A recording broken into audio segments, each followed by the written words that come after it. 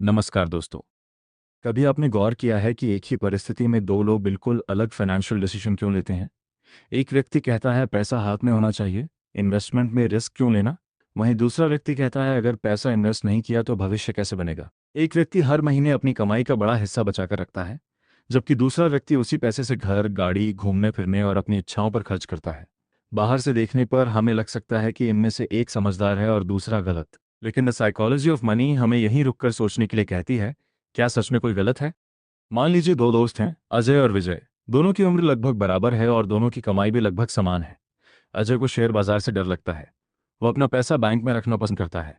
विजय बाजार में निवेश करता है और उतार चढ़ाव को स्वीकार करता है। अब अगर हम सिर्फ आज की स्थिति देखें तो शायद हमें लगे कि विजय ज्यादा समझदार है। लेकिन अगर हमें पता चले कि अजय ने बचपन में अपने परिवार को आर्थिक संकट से गुजरते देखा था, घर में पैसों की कमी के कारण कई जरूरी चीजें रुक गई थीं, तो उसकी सोच समझ आने लगती है। दूसरी तरफ विजय ऐसे परिवार में बड़ा हुआ जहां हमेशा आर्थिक सुरक्षा थी और उसने अपने आसपास इन्वेस्टमेंट की बातें सुनी थी। अब दोनों का पैसा देखने का नजरिया अलग होना कोई पागलपन नहीं है, यह उनकी जिंदगी के अनुभवों का परिणाम है। यही इस चैप्टर की सबसे पहली और सबसे महत्वपूर्ण सीख है। लोग पैसे के बारे में अपने अनुभवों के आधार पर फैसले लेते हैं।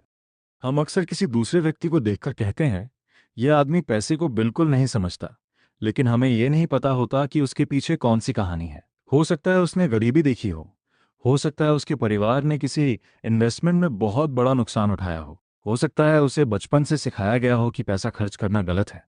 और यह भी संभव है कि उसके पास पैसे को लेकर ऐसे डर हों जिन्हें हम बाहर से देख ही नहीं सकते।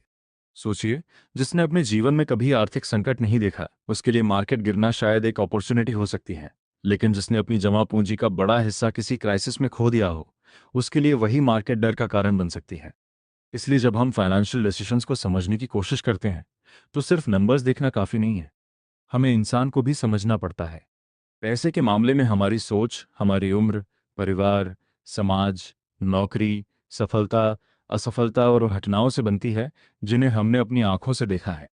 इसी वजह से एक व्यक्ति कह सकता है, कर्ज लेकर घर खरीदना सबसे अच्छा फैसला है, और दूसरा कह सकता है, कर्ज से दूर रहना ही सबसे सुरक्षित जिंदगी है। दोनों अपने अनुभवों से सही हो सकते हैं, लेकिन यहाँ एक बहुत बड़ी समस्या शुरू होती है जब हम अपनी फाइनेंशियल सोच को दुनिया के हर व्यक्ति के लिए सही मानने लगते हैं। हम सोचते हैं कि जो हमारे लिए काम करता है वही दूसरे के लिए भी काम करेगा, लेकिन ऐसा जरूरी नहीं है। आपकी इनकम अलग है, आपकी जिम्मेदारियां अलग हैं, आपका रिस्क लेने का स्वभाव अलग है, आपका परिवार अलग है, और सबसे महत्वपूर्ण, आपकी जिंदगी की कहानी अलग है। इसलिए किसी दूसरे व्यक्ति की फाइनेंशियल सक्सेस देखकर उसकी पूरी स्ट्रैटेजी कॉपी करना समझदारी नहीं है। हो सकता है उसके पास ऐसे रिसोर्सेज हों जो आपके पास नहीं है। हो सकता है उसने ऐसे रिस्क्स लिए हों जिनका परिणाम आपके लिए बहुत खतरनाक हो सकता है। और कभी कभी उसकी सफलता में मेहनत के साथ साथ लक का भी बड़ा हिस्सा हो सकता है। इस चैप्टर की सबसे खूबसूरत सीख शायद यही है, पैसे के मामले में इंसानों को समझने के लिए उनके फैसले से पहले उनकी कहानी समझिए। और यह बात सिर्फ दूसरों के लिए नहीं, हमारे लिए भी है। अगर आपने कभी पैसे को लेकर कोई गलत डिसीजन लिया है तो खुद को हमेशा दोष मत दीजिए। पहले यह समझिए कि उस समय आपने वैसा फैसला क्यों लिया था। शायद उस समय आपके पास आज जितनी जानकारी नहीं थी, शायद परिस्थितियां अलग थीं, शायद डर ज्यादा था, शायद जरूरत ज्यादा थी। गलती से सीखना जरूरी है, लेकिन खुद को जिंदगी भर दोषी मानते रहना जरूरी नहीं। क्योंकि फाइनेंशियल जर्नी में परफेक्शन नहीं चाहिए। हमें चाहिए समझ, धैर्य और अपने व्यवहार को धीरे धीरे बेहतर करने की क्षमता। अगली बार जब आपको कोई व्यक्ति पैसे के मामले में ऐसा फैसला करता दिखाई दे जो आपको बिल्कुल गलत लगता है, तो तुरंत यह मत सोचिए, यह आदमी पागल है। एक पल रुकिए और सोचिए, शायद उसकी कहानी मेरी कहानी से अलग है। और शायद यही समझ हमें सिर्फ दूसरों को नहीं, बल्कि खुद को भी बेहतर तरीके से समझना सिखाती है। अध्याय 2, किस्मत और जोखिम, लक एंड रिस्क। कल्पना कीजिए, एक ही शहर में रहने वाले दो युवा हैं, राहुल और समीर। दोनों ने लगभग एक ही समय पर अपना छोटा सा बिजनेस शुरू किया। दोनों मेहनती थे, दोनों ने कई रातें जागकर काम किया, और दोनों का सपना था कि एक दिन उनका बिजनेस बहुत बड़ा बने। लेकिन कुछ साल बाद राहुल का बिजनेस करोड़ों का हो गया, जबकि समीर को अपना बिजनेस बंद करना पड़ा। जब लोग राहुल की सफलता देखते हैं तो कहते हैं, इस आदमी ने कमाल कर दिया, इसकी मेहनत देखो, इसकी सोच देखो, इसकी प्लानिंग देखो। और जब समीर की असफलता देखते हैं तो कहते हैं शायद इसमें उतनी काबिलियत नहीं थी। लेकिन क्या कहानी इतनी सरल है? मान लीजिए कि राहुल को बिजनेस शुरू करने के कुछ ही महीनों बाद एक ऐसा ग्राहक मिल गया जिसने उसके पूरे बिजनेस को बड़ा ऑर्डर दे दिया। उसी समय मार्केट में उसके प्रोडक्ट की डिमांड बढ़ गई। दूसरी तरफ समीर के बिजनेस में उसी साल एक अनएक्सपेक्टेड समस्या आ गई। उसका सबसे बड़ा ग्राहक चला गया और कुछ महीनों बाद मार्केट भी कमजोर हो गया। अब दोनों की मेहनत कम नहीं थी, लेकिन उनके परिणाम बिल्कुल अलग थे। यहाँ एक ऐसी चीज सामने आती है जिसे हम अक्सर भूल जाते हैं, लक और रिस्क। जिंदगी में मेहनत बहुत महत्वपूर्ण है, लेकिन हर परिणाम केवल मेहनत से तय नहीं होता। हम अक्सर सफलता को देखकर उसके पीछे की मेहनत को बहुत बड़ा और लक को बहुत छोटा मान लेते हैं। लेकिन कई बार किसी व्यक्ति के जीवन में एक छोटी सी घटना पूरी दिशा बदल देती है। सही समय पर सही व्यक्ति से मुलाकात हो जाए, कोई बड़ा अवसर अचानक मिल जाए, कोई नया मार्केट खुल जाए, या कोई ऐसा निर्णय सही साबित हो जाए जिसकी सफलता पहले से निश्चित नहीं थी। ये सब लक का हिस्सा हो सकते हैं। लेकिन यही बात रिस्क पर भी लागू होती है। कई बार एक व्यक्ति बहुत समझदारी से काम करता है, फिर भी उसे नुकसान हो जाता है। इसका मतलब ये नहीं कि उसकी स्ट्रैटेजी हमेशा गलत थी। हो सकता है उसने एक ऐसा रिस्क लिया हो जिसका खराब परिणाम संभव था, लेकिन उसे उम्मीद थी कि ऐसा नहीं होगा।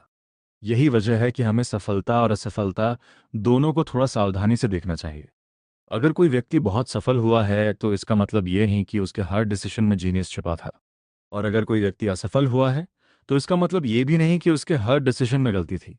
किस्मत और जोखिम दोनों अक्सर हमारे परिणामों के पीछे चुपचाप मौजूद रहते हैं। अब इसे अपनी जिंदगी से जोड़कर देखिए। मान लीजिए दो लोग एक ही कंपनी में नौकरी करते हैं। दोनों मेहनत करते हैं, दोनों ईमानदारी से काम करते हैं।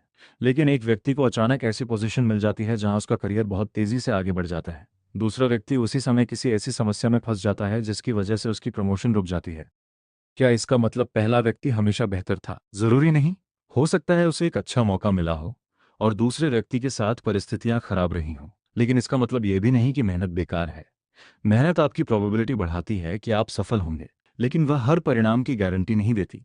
यही समझ फाइनेंशियल लाइफ में बहुत जरूरी है, क्योंकि जब हम किसी सफल इन्वेस्टर को देखते हैं और उसकी स्ट्रैटेजी कॉपी करने लगते हैं तो हम अक्सर उसके परिणाम को देखते हैं, लेकिन उसके पीछे मौजूद परिस्थितियों को नहीं देखते। मान लीजिए किसी व्यक्ति ने एक स्टॉक में बहुत पैसा लगाया और वह स्टॉक कई गुना बढ़ गया। वह व्यक्ति बहुत सफल दिखाई देता है। अब कोई दूसरा व्यक्ति सोचता है मैं भी वही करूंगा, लेकिन उसे यह नहीं पता कि पहले व्यक्ति के पास कितना पैसा था, उसकी फाइनेंशियल रिस्पॉन्सिबिलिटीज क्या थीं, उसने कितना रिस्क लिया था, और अगर वह इन्वेस्टमेंट पूरी तरह गलत हो जाती तो उसके पास कितनी बचत बचती। यही सबसे बड़ा अंतर है। दूसरे व्यक्ति की सफलता को देखकर उसका रिस्क कॉपी करना खतरनाक हो सकता है, क्योंकि आपको केवल उसका परिणाम दिखाई देता है, उसका रिस्क नहीं। इसलिए फाइनेंशियल लाइफ में एक बहुत महत्वपूर्ण आदत बनानी चाहिए। सफलता को देखकर विनम्र रहिए और असफलता को देखकर कठोर निर्णय लेने से बचिए। अगर आप सफल हैं तो ये मत मानिए कि आपसे कभी गलती नहीं होगी, और अगर आप असफल हुए हैं तो ये मत मानिए कि आप कभी सफल नहीं हो सकते। क्योंकि जिंदगी में लक बदल सकता है, मार्केट बदल सकता है, परिस्थितियां बदल सकती हैं, आपकी उम्र और जिम्मेदारियां बदल सकती हैं, और सबसे महत्वपूर्ण, आप खुद बदल सकते हैं।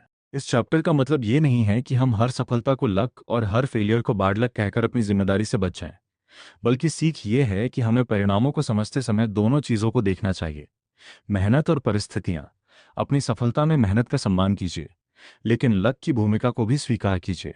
अपनी असफलता से सीखिए, लेकिन हर चीज के लिए खुद को दोषी मत ठहराइए। और जब किसी दूसरे व्यक्ति की सफलता देखें तो उसकी पूरी जिंदगी को सिर्फ एक फॉर्मूला में मत बदल दीजिए, क्योंकि जो चीज एक व्यक्ति के लिए काम कर गई वही जरूरी नहीं कि आपके लिए भी काम करे। आपका काम है अपनी परिस्थितियों को समझना, अपनी क्षमता के अनुसार रिस्क लेना, और ऐसी फाइनेंशियल जर्नी बनाना जिसमें आप लंबे समय तक टिके रह सकें। आखिर में एक बात याद रखिए, सफलता में थोड़ी किस्मत हो सकती है और असफलता में थोड़ा जोखिम। इसलिए ना सफलता पर बहुत घमंड कीजिए, ना असफलता पर पूरी जिंदगी खुद को दोष दीजिए, क्योंकि जिंदगी एक सीधी सड़क नहीं है। कभी रास्ता हमारे पक्ष में होता है, कभी हमारे खिलाफ। लेकिन जो व्यक्ति रास्ते को समझकर चलता रहता है वही आखिर में सबसे दूर तक पहुंचता है। अध्याय 3, कभी पर्याप्त नहीं, नेवर इनफ। एक बार एक बहुत सफल बिजनेसमैन अपने पुराने दोस्त से मिलने गया। उसके पास बड़ा घर था, महंगी गाड़ियां थीं और बिजनेस भी बहुत अच्छा चल रहा था। बातचीत के दौरान दोस्त ने उससे पूछा, तुमने जिंदगी में इतना कुछ हासिल कर लिया है, अब तुम्हें और क्या चाहिए? वह आदमी कुछ पल चुप रहा और बोला, बस थोड़ा और। दोस्त ने पूछा, कितना और? उसने कोई निश्चित जवाब नहीं दिया। यही इस कहानी की सबसे बड़ी बात थी। उसके पास जितना था वह कभी पर्याप्त नहीं था। हर उपलब्धि के बाद एक नया लक्ष्य सामने खड़ा हो जाता था। अब ज़रा अपनी ज़िंदगी के बारे में सोचिए। जब कम सैलरी होती है तो हम कहते हैं अगर सैलरी 50,000 हो जाए तो ज़िंदगी आसान हो जाएगी। फिर 50,000 होने के बाद लगता है अगर 1 लाख हो जाए तो सारी परेशानी खत्म हो जाएगी। 1 लाख के बाद शायद 2 लाख का सपना शुरू हो जाता है। फिर बड़ा घर, बेहतर कार, बच्चों के लिए ज़्यादा सुविधाएं और रिटायरमेंट के लिए ज़्यादा पैसा। लक्ष्य बदलते रहते हैं, लेकिन एक सवाल अक्सर नहीं पूछा जाता, आखिर कितना मेरे लिए पर्याप्त है। अगर इस सवाल का जवाब हमें नहीं पता तो हमारी दौड़ की कोई फिनिश लाइन नहीं होगी। पैसे की दुनिया में सबसे खतरनाक चीज हमेशा गरीबी नहीं होती। कभी कभी और ज्यादा की ऐसी इच्छा भी खतरनाक हो सकती है जिसकी कोई सीमा नहीं है। मान लीजिए किसी व्यक्ति के पास 10 लाख रुपए हैं। वह सोचता है कि 50 लाख हो जाएं तो सुरक्षित हो जाऊंगा। 50 लाख हो जाते हैं। अब वह सोचता है 1 करोड़ हो जाए तो बच्चों का फ्यूचर भी सुरक्षित हो जाएगा। 1 करोड़ हो जाता है। अब वह सोचता है अगर 5 करोड़ हो तो मैं कभी फाइनेंशियल प्रॉब्लम में नहीं आऊंगा। और जब 5 करोड़ भी हो जाते हैं तब शायद वह किसी ऐसे व्यक्ति को देखता है जिसके पास 50 करोड़ है। फिर उसे अपना पैसा कम लगने लगता है। यही कंपैरिजन का खेल है। हम अक्सर अपनी ज़रूरत के हिसाब से नहीं बल्कि दूसरों के पास देखकर तय करते हैं कि हमें कितना चाहिए। अगर आपके पड़ोसी के पास बड़ी कार है तो आपकी कार छोटी लगने लगती है। अगर किसी दोस्त ने बड़ा घर खरीद लिया तो आपका घर छोटा लग सकता है। अगर कोई व्यक्ति सोशल मीडिया पर लग्जरी लाइफस्टाइल दिखा रहा है तो आपको लग सकता है कि आपकी ज़िंदगी पीछे रह गई है। लेकिन सवाल यह है, क्या आपको सच में वह सब चाहिए, या आपको सिर्फ इसलिए चाहिए क्योंकि कोई दूसरा उसे इस्तेमाल कर रहा है? ये फ़र्क समझना बहुत ज़रूरी है, क्योंकि अगर आपकी ज़रूरतें आपकी इनकम के साथ बढ़ती रहेंगी तो आपकी इनकम कितनी भी बढ़ जाए आपको हमेशा कमी महसूस हो सकती है। यही कारण है कि फाइनेंशियल सक्सेस का एक हिस्सा कमाना है और दूसरा हिस्सा ये तय करना है कि कहाँ रुकना है। इनफ का मतलब ये नहीं कि आपको एम्बिशन छोड़ देनी चाहिए। इसका मतलब ये नहीं कि आप ज़्यादा कमाने की कोशिश ना करें। इसका मतलब सिर्फ इतना है कि आपको अपनी सीमाएं पता होनी चाहिए, क्योंकि कुछ चीज़ें ऐसी हैं जिन्हें पाने के लिए बहुत ज़्यादा पैसा खर्च हो सकता है, जैसे अपना सम्मान, अपना समय, अपनी मानसिक शांति, अपना परिवार। और कभी कभी इंसान ज़्यादा पैसे की दौड़ में इन्हीं चीज़ों को खो देता है। सोचिए, अगर कोई व्यक्ति हर दिन 14 घंटे सिर्फ इसलिए काम कर रहा है कि वह दूसरों से ज़्यादा अमीर दिखाई दे, तो हो सकता है कि वह पैसा तो कमा रहा हो, लेकिन उस पैसे का सबसे महत्वपूर्ण लाभ, समय की आज़ादी, खो रहा हो। यहीं इनफ की असली कीमत समझ आती है। अगर आपके पास इतना पैसा है कि आप अपने परिवार के साथ समय बिता सकें, अगर अचानक कोई खर्च आ जाए तो आपको किसी के सामने हाथ न फैलाना पड़े, अगर नौकरी बदलने की ज़रूरत पड़े तो कुछ महीने आराम से निकाल सकें, अगर आप अपने बच्चों की ज़रूरी ज़रूरतें पूरी कर सकें, तो शायद आपके पास जितना पैसा है वह आपकी ज़िंदगी के लिए बहुत मूल्यवान है। लेकिन अगर आप सिर्फ इसलिए और ज़्यादा चाहते हैं क्योंकि सामने वाला आपसे ज़्यादा रखता है, तो ये दौड़ कभी ख़त्म नहीं होगी। इसलिए अपने लिए एक फ़ाइनेंशियल बाउंड्री बनाना ज़रूरी है। आप खुद से पूछ सकते हैं, मेरे लिए आरामदायक जीवन कैसा है?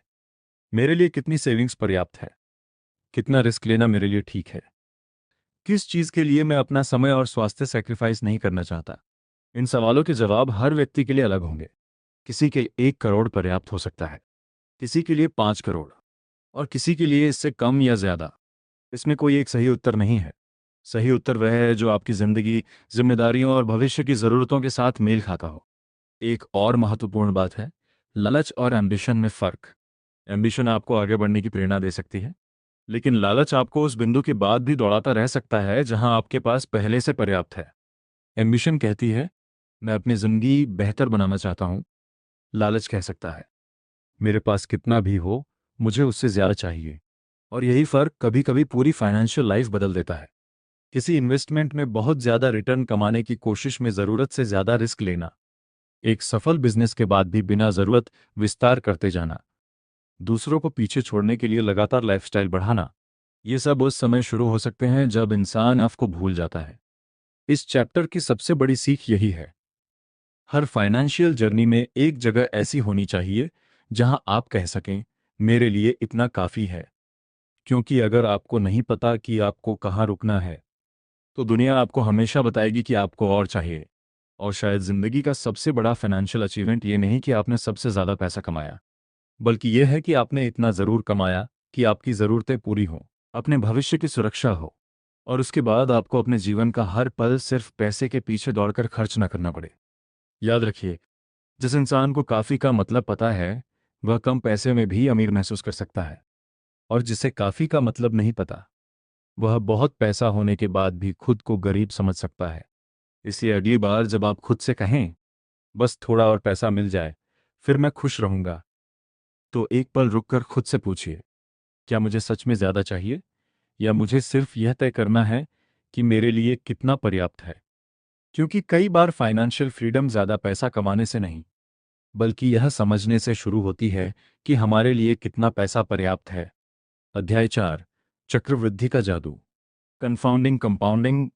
एक छोटा सा बीज जब जमीन में डाल जाता है तो अगले दिन कोई बड़ा पेड़ दिखाई नहीं देता। कुछ दिनों तक भी शायद कोई खास बदलाव नजर नहीं आता। अगर कोई व्यक्ति रोज उस जगह जाकर देखे तो उसे लगेगा कि कुछ हो ही नहीं रहा, लेकिन जमीन के अंदर उस बीज की जड़ें धीरे धीरे फैल रही होती हैं। समय गुजरता है, पौधा मजबूत होता है, और फिर एक दिन वही छोटा सा बीज एक बड़ा पेड़ बन जाता है। पैसे के साथ भी कुछ ऐसा ही होता है। शुरुआत में बचत और इन्वेस्टमेंट का परिणाम बहुत छोटा दिखाई दे सकता है, लेकिन समय उसे ऐसी ताकत दे सकता है जिसे शुरुआत में समझना मुश्किल होता है। मान लीजिए दो लोग हैं, अमन और रोहित। अमन ने 25 साल की उम्र में इन्वेस्टमेंट शुरू कर दी। उसने शुरुआत में बहुत बड़ी रकम नहीं लगाई। हर महीने अपनी इनकम में से एक छोटी रकम अलग रखी और लंबे समय तक उसे छेड़ा नहीं। रोहित ने सोचा, अभी तो मेरी उम्र ही क्या है, पहले ज़्यादा पैसा कमाऊंगा, फिर इन्वेस्टमेंट शुरू करूंगा। उसने कई साल इंतजार किया। जब उसकी इनकम काफ़ी बढ़ गई तब उसने इन्वेस्टमेंट शुरू की। शुरुआत में रोहित अमन से ज़्यादा पैसा इन्वेस्ट करने लगा, लेकिन अमन के पास एक ऐसी चीज़ थी जो रोहित के पास कम थी, समय। यही कंपाउंडिंग की असली ताकत है। बहुत से लोग इन्वेस्टमेंट को केवल इस नज़र से देखते हैं कि मेरे पैसे पर कितना रिटर्न मिलेगा, लेकिन कंपाउंडिंग हमें एक दूसरा सवाल पूछना सिखाती है, मेरे पैसे को कितने समय तक बढ़ने का मौका मिलेगा। मान लीजिए आपने 1 लाख रुपए इन्वेस्ट किए और उस पर रिटर्न मिलना शुरू हुआ। अगर आपने रिटर्न को निकाल कर खर्च कर दिया तो ग्रोथ सीमित रह सकती है, लेकिन अगर वही रिटर्न वापस इन्वेस्टमेंट में लगा रहे और उस रिटर्न पर भी आगे रिटर्न मिलने लगे तो धीरे धीरे ग्रोथ की रफ्तार बढ़ सकती है। यानी पैसा सिर्फ आपके ओरिजिनल पैसे पर नहीं बढ़ रहा, बल्कि समय के साथ पहले से बने हुए पैसे पर भी बढ़ रहा है। इसे ही कॉम्पाउंडिंग की ताकत कहा जाता है। लेकिन यहाँ सबसे दिलचस्प बात यह है कि कॉम्पाउंडिंग शुरुआत में बहुत प्रभावशाली दिखाई नहीं देती। पहले कुछ साल आपको लग सकता है, इतना पैसा लगाया और फायदा इतना ही हुआ। यहीं बहुत लोग इम्पेशेंट हो जाते हैं। वे इन्वेस्टमेंट निकाल लेते हैं, स्ट्रैटेजी बदल देते हैं। कभी एक जगह पैसा लगाते हैं, फिर दूसरी जगह। कभी मार्केट देखकर डर जाते हैं, कभी जल्दी पैसा कमाने की कोशिश करते हैं, और इस पूरी प्रक्रिया में वे सबसे वैल्यूबल चीज़ खो देते हैं, समय। कंपाउंडिंग को समय चाहिए। एक पेड़ को बड़ा होने के लिए समय चाहिए, वैसे ही वेल्थ को भी। यही वजह है कि छोटी शुरुआत को छोटा समझकर इग्नोर नहीं करना चाहिए। अगर आज आपके पास इन्वेस्टमेंट करने के लिए बहुत बड़ी रकम नहीं है तो इसका मतलब ये नहीं कि आप शुरुआत ही ना करें। शुरुआत छोटी हो सकती है, लेकिन आदत बड़ी होनी चाहिए। मान लीजिए कोई व्यक्ति हर महीने 5,000 रुपये चाहता है। उसे शुरुआत में लग सकता है कि 5,000 रुपये से क्या होगा, लेकिन अगर वह इस आदत को वर्षों तक जारी रखता है, इनकम बढ़ने के साथ सेव बढ़ाता है और अपने इन्वेस्टमेंट को लंबे समय तक काम करने देता है, तो धीरे धीरे एक फाइनेंशियल फाउंडेशन बन सकती है। दूसरी तरफ कोई व्यक्ति हर महीने 30,000 रुपये इन्वेस्ट करने की क्षमता रखता है, लेकिन वह बार बार इन्वेस्टमेंट रोकता है, मार्केट गिरने पर डर जाता है और जल्दी जल्दी स्ट्रैटेजी बदलता रहता है, तो सिर्फ ज़्यादा पैसा इन्वेस्ट करना ही सफलता की गारंटी नहीं है। कंसिस्टेंसी और टाइम भी उतने ही महत्वपूर्ण है। अब सोचिए कि अगर एक व्यक्ति 20 साल तक एक पेड़ की देखभाल करे और दूसरा व्यक्ति हर 6 महीने में पेड़ की जगह बदलता रहे, तो कौन सा पेड़ ज़्यादा मजबूत होगा। फाइनेंशियल जर्नी में भी यही बात लागू होती है। हर बार नई स्ट्रैटेजी खोजने के बजाय एक अच्छी समझ में आने वाली और आपकी परिस्थितियों के अनुसार सस्टेनेबल स्ट्रैटेजी को लंबे समय तक निभाना कई बार ज़्यादा महत्वपूर्ण होता है। लेकिन इसका मतलब ये नहीं कि हर इन्वेस्टमेंट को हमेशा पकड़े रखना चाहिए। गलत इन्वेस्टमेंट को सिर्फ इसलिए पकड़े रहना कि लॉन्ग टर्म में सब ठीक हो जाएगा, समझदारी नहीं है। कंपाउंडिंग तभी काम करेगी जब आपकी अंडरलाइंग स्ट्रैटेजी समझदारी वाली हो और आप अननेसेसरी नुकसान से बचें। यही कारण है कि वेल्थ बनाने में केवल रिटर्न नहीं, समय plus discipline plus patience plus risk control भी ज़रूरी है। अब इसे अपनी ज़िंदगी से जोड़िए। अगर आपकी उम्र अभी कम है तो आपके पास सबसे बड़ा फाइनेंशियल एडवांटेज शायद आपकी सैलरी नहीं, आपकी सेविंग्स भी नहीं, बल्कि आपका समय है। और अगर आपकी उम्र थोड़ी ज़्यादा है तब भी इसका मतलब ये नहीं कि बहुत देर हो चुकी है। आज की शुरुआत कल से हमेशा बेहतर होती है, क्योंकि कंपाउंडिंग का पहला कदम कोई बड़ी रकम नहीं, पहला कदम है शुरुआत। इसके बाद आता है कंसिस्टेंसी, फिर पेशेंस, और फिर समय अपना काम करता है। इस चैप्टर की सबसे बड़ी सीख ये है कि वेल्थ हमेशा तेज गति से नहीं बनती। कई बार वेल्थ बहुत शांत तरीके से बन रही होती है। आप हर महीने थोड़ा पैसा बचाते हैं, आप धीरे धीरे इन्वेस्टमेंट करते हैं, आप अननेसेसरी खर्च से बचते हैं, आप पैनिक में इन्वेस्टमेंट नहीं बेचते, और कई वर्षों बाद पीछे मुड़कर देखते हैं तो महसूस होता है कि छोटे छोटे फैसलों ने मिलकर बहुत बड़ा परिणाम बना दिया। यही कॉम्पाउंडिंग का जादू है। शुरुआत छोटी हो सकती है, लेकिन समय छोटा नहीं होना चाहिए। इसलिए अगर आपको लगता है कि आपके पास अभी इन्वेस्टमेंट करने के लिए बहुत कम पैसा है, तो निराश मत होइए। पहले आदत बनाइए, पहले डिसिप्लिन बनाइए, पहले अपने खर्च को समझिए, फिर जितना संभव उतना इन्वेस्ट कीजिए।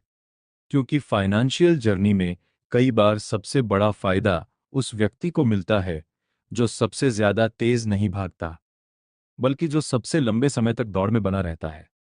याद रखिए, धन बनाने की दौड़ में शुरुआत की रकम महत्वपूर्ण है, लेकिन समय और कंसिस्टेंसी अक्सर उससे भी ज्यादा महत्वपूर्ण हो सकते हैं।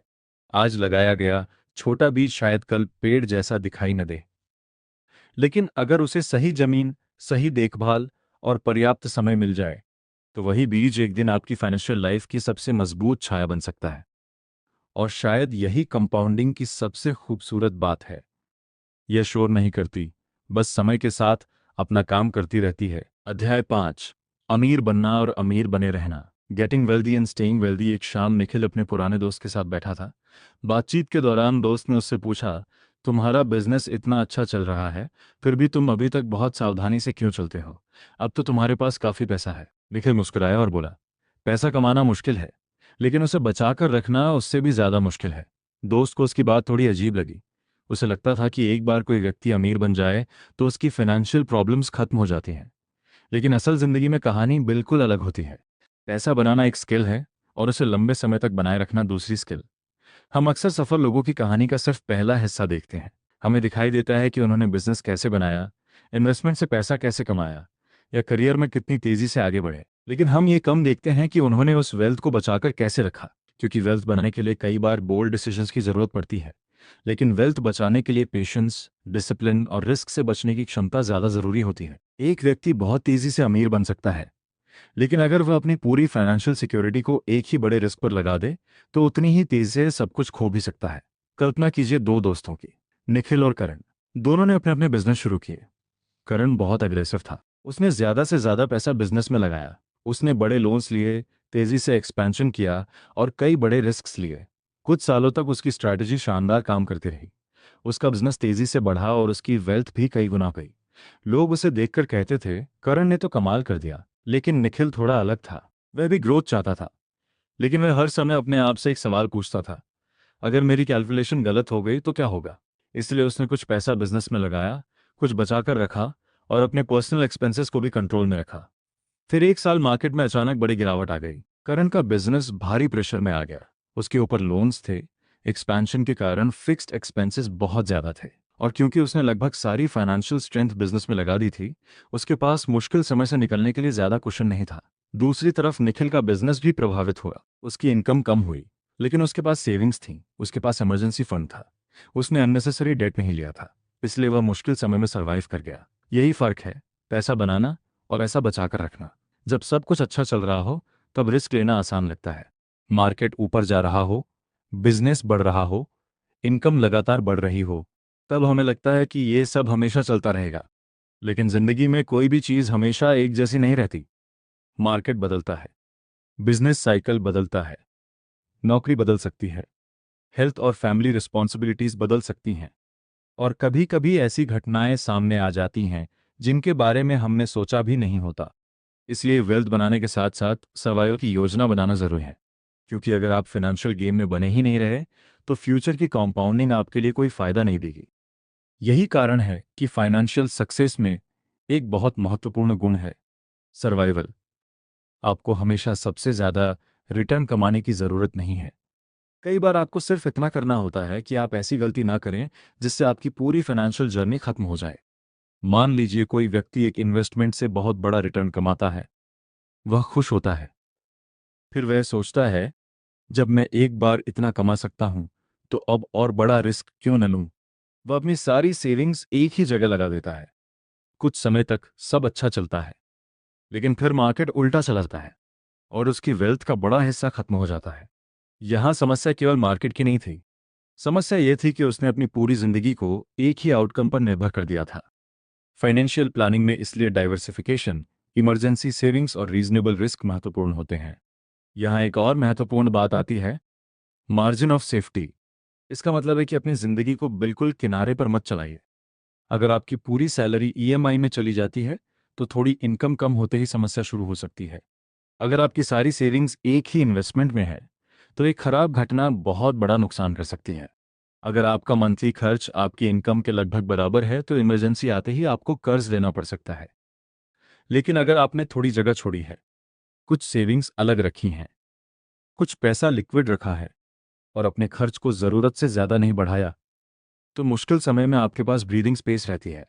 और यही ब्रीदिंग स्पेस कई बार आपकी सबसे बड़ी फाइनेंशियल ताकत बन जाती है।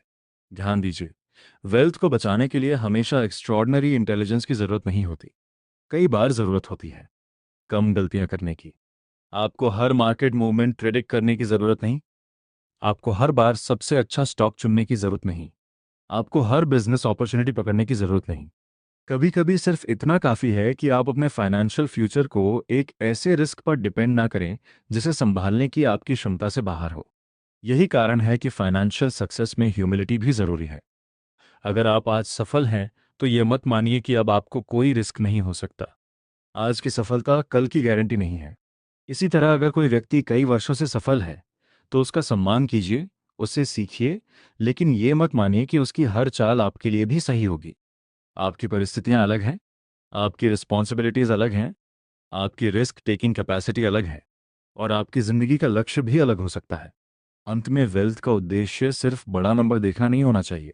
असली उद्देश्य होना चाहिए ऐसी फाइनेंशियल स्थिति बनाना जहां एक खराब साल आपकी पूरी जिंदगी को न हिला सके, जहां आप इमरजेंसी में पैनिक न करें, जहां आपको हर समस्या के लिए कर्ज पर निर्भर न होना पड़े, जहां आप अपने लॉन्ग टर्म गोल्स को एक शॉर्ट टर्म क्राइसिस की वजह से छोड़ने पर मजबूर न हो, और जहां आप ये कह सकें, मेरे पास बहुत ज़्यादा पैसा हो या न हो, लेकिन मेरी फाइनेंशियल नींव मजबूत है।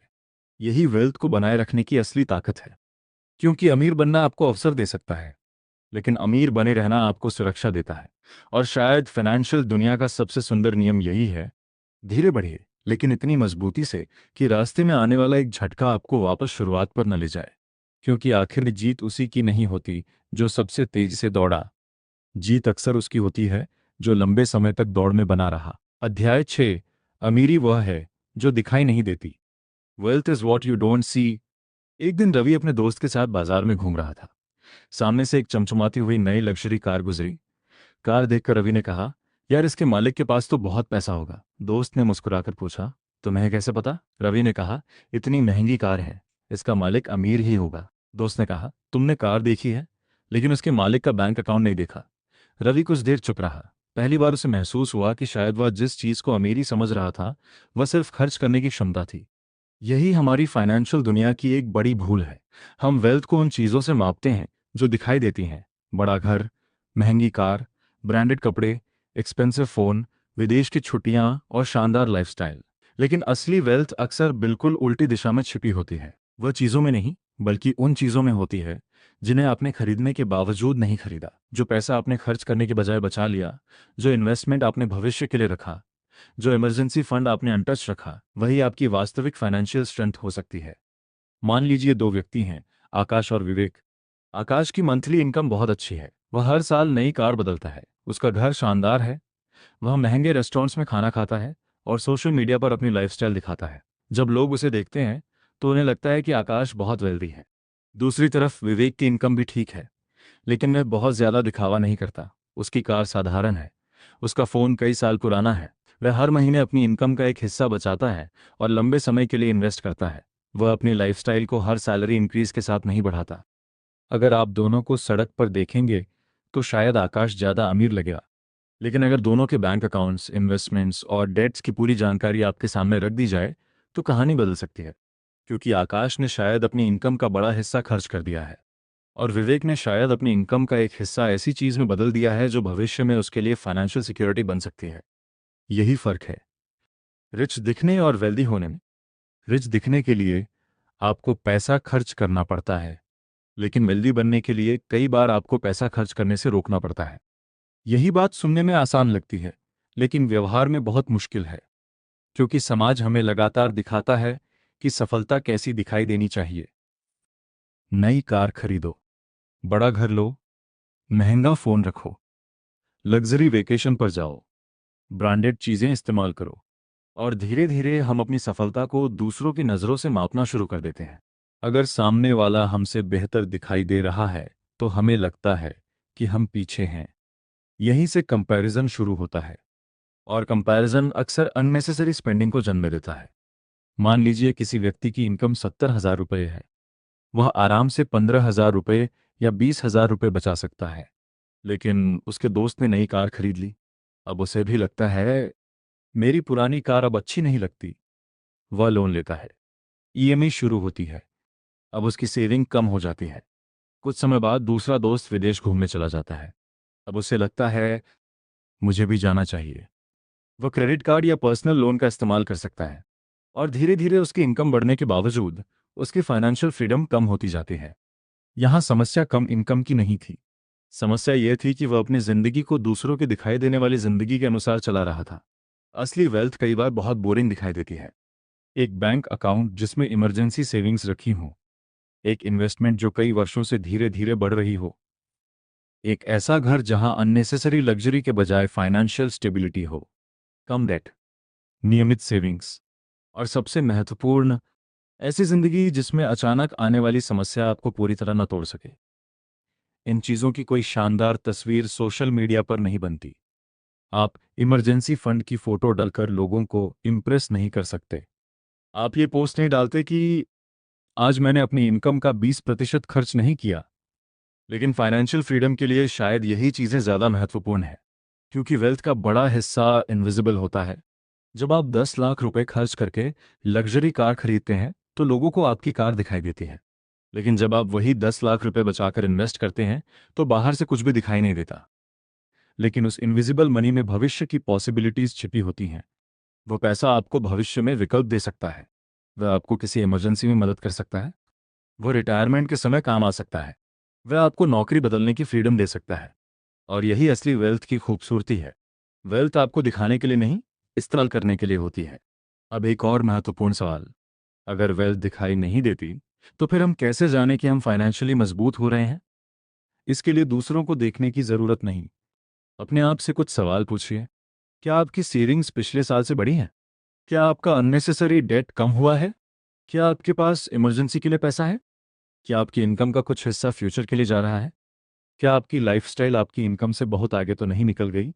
और सबसे महत्वपूर्ण, अगर कल आपकी इनकम कुछ महीनों के लिए रुक जाए तो क्या आपकी ज़िंदगी तुरंत टूट जाएगी?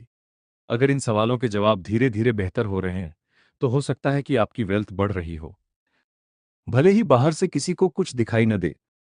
यही इस चैप्टर का सबसे बड़ा लेसन है। फाइनेंशियल सक्सेस का उद्देश्य दूसरों को अमीर दिखाई देना नहीं है।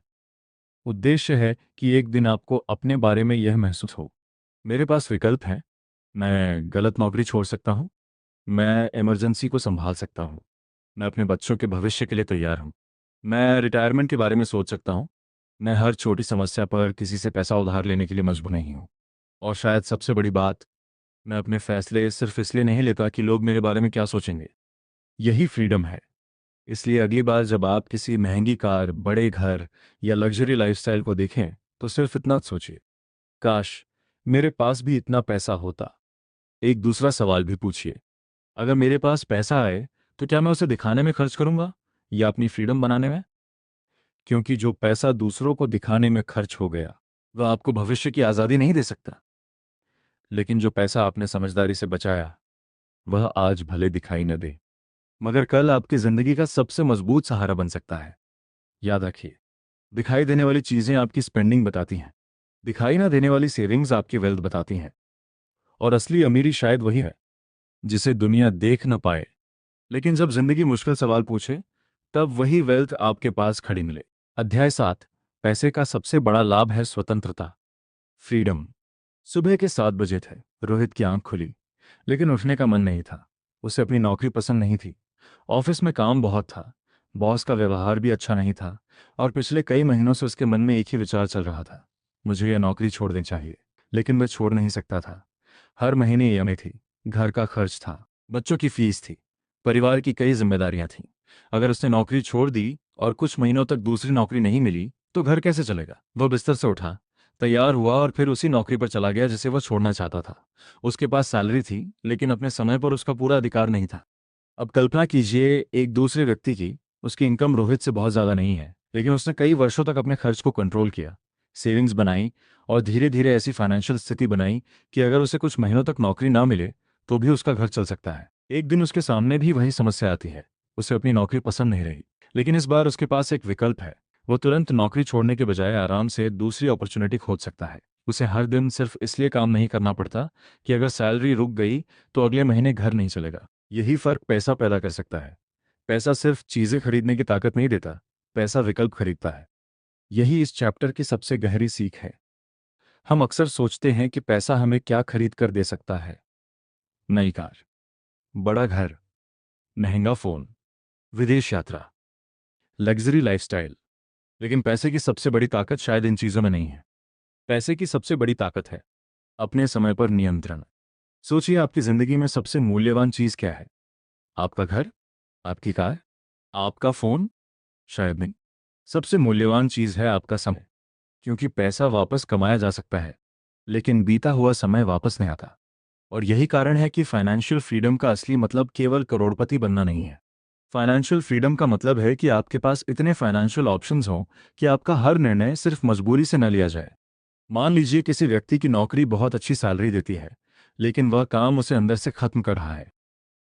अगर उसके पास कोई सेविंग्स नहीं है तो वह शायद मजबूरी में वही नौकरी करता रहेगा। लेकिन अगर उसके पास पर्याप्त सेविंग्स और कम डेट है तो उसके पास विकल्प हो सकता है। वह नौकरी बदल सकता है, कुछ समय आराम कर सकता है, नई स्किल सीख सकता है, अपना छोटा बिजनेस शुरू कर सकता है, या कम सैलरी वाली लेकिन ज़्यादा पसंद की नौकरी चुन सकता है। यहाँ पैसा उसकी लग्जरी नहीं खरीद रहा, पैसा उसकी चॉइस खरीद रहा है, और चॉइस की कीमत बहुत बड़ी होती है। अब इस बात को एक परिवार के उदाहरण से समझिए। मान लीजिए एक परिवार की मंथली इनकम 80,000 रुपये है। हर महीने 75,000 रुपये खर्च हो जाते हैं, यानी सिर्फ 5,000 रुपये बचते हैं। ऊपर से लोन की ईएमआई, क्रेडिट कार्ड का बिल और कई छोटे बड़े खर्च। बाहर से परिवार ठीक दिखाई देता है, घर अच्छा है, बच्चों के पास अच्छी चीजें हैं। लेकिन अगर अचानक इनकम 80,000 रुपये से घटकर 50,000 रुपये हो जाए तो क्या होगा? पूरी फाइनेंशियल स्ट्रक्चर हिल सकती है। अब दूसरी तरफ एक परिवार है जिसकी इनकम भी 80,000 रुपये है, लेकिन उन्होंने अपनी लाइफस्टाइल को कंट्रोल किया है। उनका मंथली खर्च 55,000 रुपये है, बाकी पैसा सेविंग्स और इन्वेस्टमेंट्स में जाता है। उनके पास इमरजेंसी फंड भी है। अब अगर कुछ समय के लिए इनकम कम हो जाए तो उन्हें डर जरूर लगेगा, लेकिन शायद पैनिक नहीं होगा। यही फाइनेंशियल फ्रीडम की शुरुआत है। फाइनेंशियल फ्रीडम का मतलब ये नहीं कि आपको कभी परेशानी नहीं होगी। इसका मतलब है कि परेशानी आने पर आपके पास ब्रीदिंग स्पेस हो, आपको तुरंत गलत डिसीजन लेने की जरूरत न पड़े, आप किसी से महंगा लोन लेने के लिए मजबूर ना हो, आप अपने भविष्य की इन्वेस्टमेंट सिर्फ इसलिए न बेचें क्योंकि इस महीने पैसे की कमी हो गई, और आप अपनी ज़िंदगी का हर बड़ा फैसला फाइनेंशियल प्रेशर में ना लें। इसलिए सेविंग्स को सिर्फ बचा हुआ पैसा समझना गलत है। सेविंग्स आपकी फ्यूचर फ्रीडम है। जब आप आज 10,000 रुपये बचाते हैं तो आप केवल 10,000 रुपये जमा नहीं कर रहे हैं, आप अपने फ्यूचर को एक छोटा सा विकल्प दे रहे हैं। कल अगर कोई इमरजेंसी आती है तो आपके पास कुछ करने की क्षमता होगी। कल अगर कोई बेहतर नौकरी मिले तो आप बिना तुरंत डर के निर्णय ले सकेंगे। कल अगर बिजनेस शुरू करने का मौका मिले तो आपके पास कुछ कैपिटल हो सकती है। यानी सेविंग्स आपको आज थोड़ा सैक्रिफाइस कराकर कल ज़्यादा फ्रीडम दे सकती है। लेकिन यहाँ एक बहुत ज़रूरी बात है। फाइनेंशियल फ्रीडम का मतलब ये भी नहीं कि आप पैसा जमा करते रहें और ज़िंदगी जीना ही भूल जाएं। अगर कोई व्यक्ति सिर्फ फ्यूचर के लिए जीता रहा और आज का पूरा जीवन स्ट्रेस में निकाल दिया तो वह भी बैलेंस खो सकता है। इसलिए सवाल ये नहीं है कि मैं कितना कम खर्च कर सकता हूँ। सवाल यह है, मैं अपने पैसे का इस्तेमाल इस तरह कैसे करूँ कि आज भी ज़िंदगी अच्छी रहे और भविष्य भी सुरक्षित हो। यही बैलेंस ज़रूरी है, क्योंकि पैसा एक टूल है। अगर आप टूल को समझदारी से इस्तेमाल करते हैं तो वह आपकी ज़िंदगी आसान कर सकता है। लेकिन अगर पैसा ही आपकी ज़िंदगी का मालिक बन जाए तो स्थिति उल्टी हो सकती है। अब ज़रा सोचिए, अगर आपको एक ऐसी नौकरी मिल जाए जिसमें सैलरी थोड़ी कम हो लेकिन समय ज़्यादा मिले, क्या आप उसे चुन पाएंगे? अगर आपके पास पर्याप्त फाइनेंशियल कुशन है, शायद हाँ। अगर आपके ऊपर बहुत ज़्यादा डेट है, शायद नहीं। अगर आपको परिवार के साथ कुछ महीने बिताने हों, अगर आप नई स्किल सीखना चाहते हों, अगर आप अपना छोटा बिजनेस शुरू करना चाहते हों, इन सब के लिए पैसा सिर्फ खर्च करने की चीज़ नहीं है। पैसा समय खरीदने का माध्यम बन सकता है। और यही कारण है कि फाइनेंशियल प्लानिंग का एक लक्ष्य ये भी होना चाहिए कि धीरे धीरे आपकी ज़िंदगी सैलरी के हर महीने आने वाले पैसे पर कम निर्भर होती जाए। ये यात्रा एक दिन में नहीं होती। पहले खर्च समझिए, फिर अननेसेसरी खर्च कम कीजिए, फिर इमरजेंसी फंड बनाइए, फिर डेट को कंट्रोल कीजिए, फिर लॉन्ग टर्म इन्वेस्टमेंट कीजिए और धीरे धीरे अपनी फाइनेंशियल फाउंडेशन मजबूत कीजिए। हो सकता है शुरुआत में फ़र्क बहुत छोटा दिखाई दे, लेकिन कुछ साल बाद वही छोटी छोटी आदतें आपकी ज़िंदगी में बड़ा अंतर पैदा कर सकती हैं। क्योंकि आखिर में सवाल ये नहीं है कि आपके पास कितनी महंगी चीज़ें हैं। सवाल ये है कि आपके पास अपनी ज़िंदगी के फैसले लेने की आज़ादी है। अगर आप बिना डर के नहीं कह सकते हैं, अगर आप गलत परिस्थिति से बाहर निकलने का विकल्प रखते हैं, अगर अचानक आने वाली समस्या आपके पूरे परिवार को संकट में नहीं डालती, अगर आप अपने समय का कुछ हिस्सा अपनी पसंद के लोगों और कामों को दे सकते हैं, तो शायद आप उस वेल्थ के करीब पहुंच रहे हैं जो सबसे ज़्यादा मूल्यवान है। इसलिए अगली बार जब आप सेविंग्स करें तो ये मत सोचिए, मैं आज ये पैसा खर्च नहीं कर पा रहा। एक अलग नज़रिए से देखिए, मैं अपने भविष्य के लिए थोड़ा सा फ्रीडम जमा कर रहा हूँ। क्योंकि पैसा केवल बैंक अकाउंट में पड़ा हुआ नंबर नहीं है। सही तरीके से इस्तेमाल किया जाए तो पैसा आपको एक ऐसी चीज़ दे सकता है जिसे कोई लग्जरी प्रोडक्ट नहीं दे सकता। अपने जीवन के समय पर अधिक नियंत्रण। और शायद यही पैसे की सबसे बड़ी कीमत है। दुनिया आपको बताएगी कि अमीर वह है जिसके पास बड़ी कार है, लेकिन असली फाइनेंशियल फ्रीडम शायद उस व्यक्ति के पास होती है जो सुबह उठकर ये तय कर सकता है कि आज मुझे अपनी ज़िंदगी किस तरह जीनी है। यही है पैसे की असली ताकत। पैसा चीज़ें खरीद सकता है, लेकिन समझदारी से बचाया गया पैसा आपको विकल्प देता है।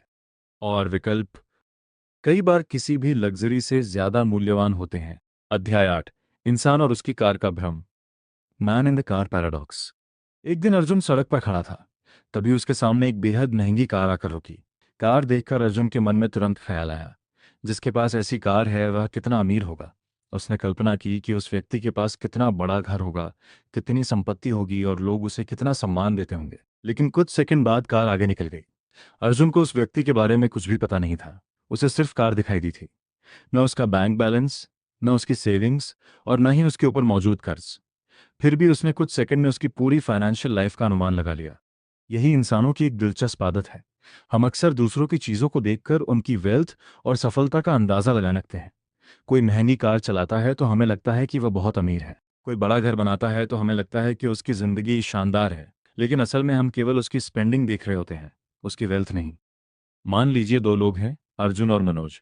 अर्जुन ने एक महंगी कार खरीदी। लोग उसे देखकर प्रभावित होते हैं। उसे देखकर उन्हें लगता है कि अर्जुन बहुत सफल है।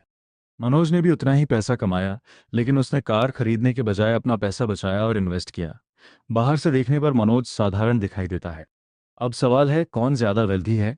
सिर्फ देखकर इसका जवाब नहीं दिया जा सकता। यही इस चैप्टर की महत्वपूर्ण सीख है।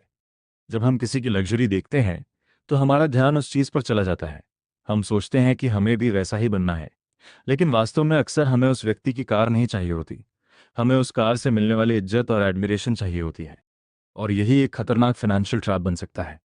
हम महंगी चीज इसलिए खरीदते हैं कि दूसरे लोग हमें सफल समझें। फिर उस खरीदारी के लिए लोन लेते हैं। ईएमआई शुरू होती है, मंथली एक्सपेंसेस बढ़ते हैं, सेविंग्स कम होती है। लेकिन बाहर से देखने वालों को सिर्फ नई कार दिखाई देती है। उन्हें आपकी ईएमआई दिखाई नहीं देती। उन्हें आपका फाइनेंशियल स्ट्रेस दिखाई नहीं देता। यही कारण है कि दूसरों को इम्प्रेस करने के लिए पैसा खर्च करना अक्सर वेल्थ बनाने के बिल्कुल विपरीत दिशा हो सकती है। सोचिए, अगर आप 15 लाख रुपए की कार खरीदते हैं तो लोग शायद कुछ मिनट आपकी कार को देखेंगे। लेकिन अगर वही 15 लाख रुपए आपने फ्यूचर के लिए बचाए या इन्वेस्ट किए तो बाहर से किसी को कुछ दिखाई नहीं देगा। फिर भी दूसरा फैसला आपकी फाइनेंशियल फ्रीडम को ज़्यादा मजबूत कर सकता है। इसलिए जब भी आप किसी की लाइफस्टाइल देखकर प्रभावित हों, खुद से एक सवाल पूछिए, क्या मैं उसकी चीज़ चाहता हूँ या उस चीज़ से मिलने वाली इज्जत? ये सवाल आपकी कई फाइनेंशियल गलतियों को रोक सकता है। क्योंकि असली वेल्थ दूसरों को प्रभावित करने के लिए नहीं होती। अगर आप हर बार दूसरों से आगे निकलने की कोशिश करेंगे तो हमेशा कोई ना कोई आपसे आगे होगा। आप नई कार खरीदेंगे, कोई उससे महंगी कार खरीदेगा। आप बड़ा घर बनाएंगे, कोई उससे बड़ा घर बनाएगा। आप लग्जरी वेकेशन पर जाएंगे, कोई उससे महंगी वेकेशन पर जाएगा। ये कंपटीशन कभी खत्म नहीं होगा। लेकिन अगर आपका लक्ष्य अपने भविष्य को मजबूत करना है तो आपको इस दौड़ से बाहर निकलना होगा। अपनी फाइनेंशियल सक्सेस को दूसरों की नज़रों से नहीं, अपनी ज़रूरतों से मापना होगा। क्या आपकी सेविंग्स बढ़ रही हैं? क्या आपका डेट कम हो रहा है? क्या आपके पास इमरजेंसी के लिए पैसा है? क्या आप भविष्य के लिए तैयार हैं? क्या आपके पास अपने समय पर ज़्यादा कंट्रोल है? अगर इन सवालों का जवाब हाँ है, तो हो सकता है कि आप उस व्यक्ति से ज़्यादा वेल्दी हों जो बाहर से बहुत अमीर दिखाई देता है। क्योंकि दिखावा खर्च से पैदा होता है, लेकिन वेल्थ सैक्रिफाइस से बनती है। अंत में बस इतना याद रखिए, जब अगली बार कोई महंगी कार आपके सामने से गुजरे तो केवल ये मत सोचिए कि काश मेरे पास भी ऐसी कार होती। एक पल रुककर सोचिए, शायद मुझे कार नहीं चाहिए, शायद मुझे वह फ्रीडम चाहिए जो मुझे लगता है कि कार के मालिक के पास होगी। और अगर सच में फ्रीडम चाहिए तो उसका रास्ता हमेशा ज्यादा खर्च करने से नहीं जाता। कई बार रास्ता उल्टा होता है।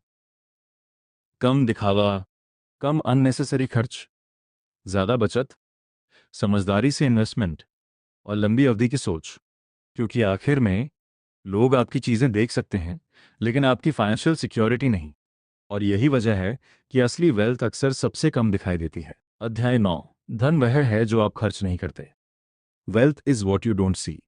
एक बार मोहित को सैलरी मिली तो उसने सबसे पहले एक नई चीज खरीदने का फैसला किया। उसके दोस्त ने नई कार ली थी, इसलिए उसे भी लगा कि अब उसकी पुरानी कार बदलने का समय आ गया है। उसने लोन लिया और नई कार घर ले आया। परिवार खुश था, पड़ोसी प्रभावित थे और दोस्तों ने तारीफ की। मोहित को भी लगा कि अब वह पहले से ज्यादा सफल है। लेकिन कुछ महीनों बाद उसे महसूस हुआ कि उसकी सैलरी का बड़ा हिस्सा ईएमआई में जा रहा है। बाहर से उसकी जिंदगी बेहतर दिखाई दे रही थी, लेकिन अंदर से उसकी फाइनेंशियल फ्रीडम कम हो गई थी। दूसरी तरफ उसका दोस्त संजय था। उसकी इनकम भी ठीक थी, लेकिन उसने कई साल तक अपनी लाइफस्टाइल को सीमित रखा। वह हर बढ़ी हुई इनकम को खर्च नहीं करता था। उसने इमरजेंसी फंड बनाया, डेट कम रखा और धीरे धीरे इन्वेस्टमेंट करता रहा। बाहर से देखने पर संजय की जिंदगी साधारण थी, लेकिन उसके पास एक ऐसी चीज थी जो मोहित के पास कम थी, फाइनेंशियल सिक्योरिटी। यही इस चैप्टर की असली सीख है। वेल्थ वो पैसा है जिसे आपने अभी खर्च नहीं किया। जब आप पैसा खर्च करते हैं तो वह दिखाई देता है, नई कार दिखाई देती है, नया घर दिखाई देता है, महंगा फ़ोन दिखाई देता है। लेकिन जो पैसा आपने बचाकर रखा है वह दिखाई नहीं देता। फिर भी भविष्य में ही पैसा आपको ज़्यादा विकल्प दे सकता है। मान लीजिए आपके पास 10 लाख रुपए हैं। आप उससे लग्जरी कार खरीद लेते हैं तो आपके पास एक दिखाई देने वाली चीज़ होगी। लेकिन अगर आप उस पैसे का कुछ हिस्सा भविष्य के लिए बचाते हैं तो बाहर से शायद कोई बदलाव दिखाई ना दे, फिर भी आपकी फाइनेंशियल पोजीशन मजबूत हो सकती है। इसीलिए सिर्फ इनकम बढ़ाना काफी नहीं है। अगर इनकम बढ़ते ही खर्च भी उतनी ही तेजी से बढ़ जाए तो वेल्थ बनाना मुश्किल हो सकता है। सच्ची फाइनेंशियल प्रोग्रेस तब शुरू होती है जब आपकी इनकम और आपकी स्पेंडिंग के बीच एक गैप बनने लगता है और आप उस गैप को भविष्य के लिए बचा पाते हैं। इसलिए अगली बार जब आपकी सैलरी बढ़े तो खुद से पूछिए, मैं इस एक्स्ट्रा इनकम का पूरा हिस्सा खर्च करूंगा या इसका कुछ हिस्सा अपनी फ्यूचर फ्रीडम खरीदने में लगाऊंगा। क्योंकि अमीरी हमेशा उस चीज में नहीं होती जिसे आप खरीद सकते हैं। कई बार अमीरी उस चीज में होती है जिसे खरीदने की क्षमता होने के बावजूद आपने खरीदने से इनकार कर दिया। याद रखिए, दिखने वाली चीजें आपकी स्पेंडिंग बताती हैं, न दिखाई देने वाली सेविंग्स आपकी वेल्थ बनाती हैं। और फाइनेंशियल फ्रीडम अक्सर वहीं से शुरू होती है जहां दिखावे की जरूरत खत्म होती है। अंतिम अध्याय, अपनी फाइनेंशियल कहानी खुद लिखिए। कई साल पहले एक आदमी ने सोचा था कि अगर उसके पास बहुत पैसा हो जाए तो उसकी सारी परेशानियां खत्म हो जाएंगी। उसने मेहनत की, कमाया, बचाया और धीरे धीरे उसकी फाइनेंशियल पोजीशन मजबूत होती गई। लेकिन एक दिन उसने महसूस किया कि पैसे का असली उद्देश्य सिर्फ बड़ा बैंक बैलेंस बनाना नहीं था। असली सवाल ये था कि उसने उस पैसे की मदद से अपनी जिंदगी को कितना बेहतर बनाया। क्या उसके पास अपने परिवार के लिए समय था? क्या इमरजेंसी आने पर वह घबराता नहीं था? क्या वह अपनी पसंद के फैसले ले सकता था? और क्या रात को सोते समय उसे ये चिंता नहीं रहती थी कि कल पैसे कहाँ से आएंगे? यही इस पूरी किताब की सबसे बड़ी बात है।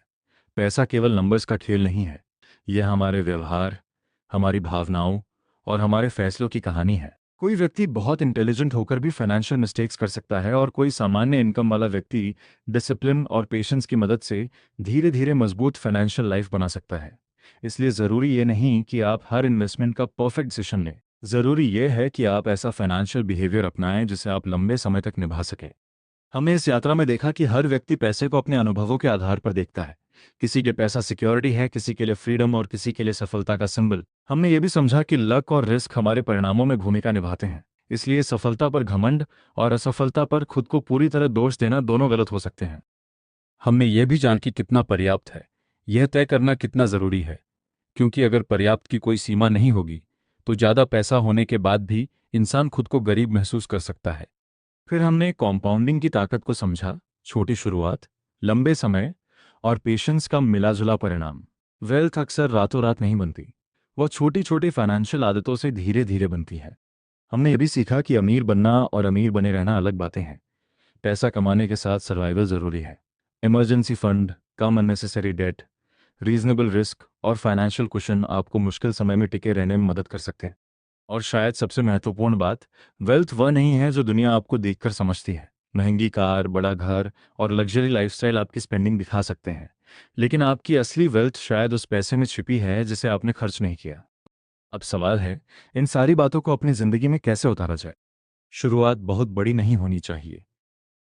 पहले अपनी इनकम समझिए, फिर अपने खर्च को देखिए, फिर यह पहचानिए कि कौन सा खर्च ज़रूरत है और कौन सा सिर्फ दिखावे या कंपैरिजन की वजह से हो रहा है। कुछ पैसा इमरजेंसी के लिए अलग रखिए, अपने डेट को समझिए और फिर अपनी क्षमता के अनुसार लॉन्ग टर्म फाइनेंशियल प्लान बनाइए। लेकिन एक और चीज़ मत भूलिए, जिंदगी केवल पैसे के लिए नहीं है। अगर पैसा बचाते बचाते आपने परिवार के साथ समय ही नहीं बिताया, अपनी सेहत को नज़रअंदाज कर दिया और हर दिन तनाव में निकाल दिया, तो फाइनेंशियल सक्सेस अधूरी रह सकती है।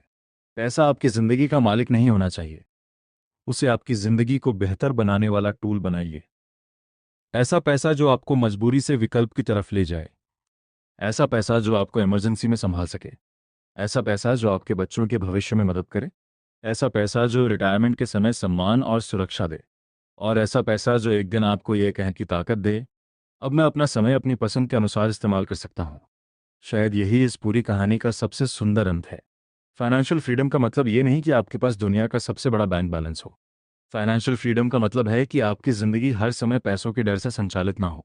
आपको हर चीज़ खरीदने की ज़रूरत नहीं, आपको हर किसी से आगे निकलने की ज़रूरत नहीं, आपको दुनिया को यह साबित करने की ज़रूरत नहीं कि आप सफल हैं। आपको सिर्फ अपनी ज़िंदगी के लिए यह तय करना है कि आपके लिए सफलता का मतलब क्या है, क्योंकि आपकी फाइनेंशियल जर्नी किसी दूसरे की जर्नी जैसी नहीं होगी। आपकी इनकम अलग है, आपकी जिम्मेदारियां अलग हैं, आपके सपने अलग हैं, आपकी परिस्थितियां अलग हैं। इसलिए अपना रास्ता खुद चुनिए। धीरे चलिए लेकिन लगातार चलिए। रिस्क लीजिए, लेकिन ऐसा नहीं कि एक गलती आपकी पूरी ज़िंदगी खत्म कर दे। कमाइए, बचाइए, इन्वेस्ट कीजिए, लेकिन जीना मत भूलिए। और सबसे बढ़कर, इनफ को पहचानिए, क्योंकि जिस दिन आपको समझ आ गया कि आपके लिए कितना पर्याप्त है, उसी दिन से पैसे की दौड़ धीरे धीरे फाइनेंशियल फ्रीडम की यात्रा में बदल सकती है। तो अगली बार जब आपको लगे कि मेरे पास अभी कम है, तो खुद से पूछिए, क्या मुझे सच में कम है या मैं किसी और से अपनी तुलना कर रहा हूँ। और जब आपको लगे कि मुझे और ज़्यादा चाहिए, तो पूछिए, किस कीमत पर। अगर ज़्यादा पैसा पाने की कीमत आपका पूरा समय, परिवार, स्वास्थ्य और मानसिक शांति है, तो शायद वह सौदा उतना अच्छा नहीं है जितना बाहर से दिखाई देता है। आखिर में ज़िंदगी में सबसे मूल्यवान चीज़ शायद पैसा नहीं है, सबसे मूल्यवान है समय। और समझदारी से इस्तेमाल किया गया पैसा आपके समय को वापस आपके हाथों में ला सकता है। यही इस किताब की सबसे बड़ी सीख है। पैसे को सिर्फ कमाने की चीज़ मत समझिए, उसे समझने की कोशिश कीजिए। उसके साथ अपने व्यवहार को समझिए, अपनी कमजोरियों को पहचानिए, अपनी सीमाएं तय कीजिए, और ऐसा फाइनेंशियल जीवन बनाइए जिसमें पैसा आपकी ज़िंदगी को नियंत्रित न करे, बल्कि आपकी ज़िंदगी के महत्वपूर्ण फैसलों में आपका साथ दे। क्योंकि अंत में अमीर वह नहीं जिसके पास सबसे ज़्यादा पैसा है, शायद अमीर वह है जिसके पास इतना है कि वह अपने जीवन के सबसे महत्वपूर्ण फैसले डर के बजाय समझदारी से ले सके। और जब आप पीछे मुड़कर अपनी ज़िंदगी को देखें, तो आपको ये महसूस हो, मैंने सिर्फ पैसा नहीं बनाया, मैंने अपनी ज़िंदगी के लिए आज़ादी बनाई। यही है द साइकोलॉजी ऑफ मनी। पैसे को समझने की कहानी नहीं, बल्कि खुद को समझने की कहानी। अगर आपको इस ऑडियो बुक समरी से कुछ नया सीखने को मिला हो तो वीडियो को लाइक ज़रूर करें और इसे अपने दोस्तों व परिवार के साथ शेयर करें। ऐसी ही बेहतरीन किताबों की आसान और दिलचस्प हिंदी ऑडियो बुक समरीज सुनने के लिए हमारे चैनल को सब्सक्राइब ज़रूर करें। आपका एक लाइक, एक शेयर और एक सब्सक्राइब हमें ऐसी ही शानदार कहानियाँ आपके लिए लाने की मोटिवेशन देता है। मिलते हैं अगली किताब की एक नई और ज्ञानवर्धक कहानी के साथ। धन्यवाद।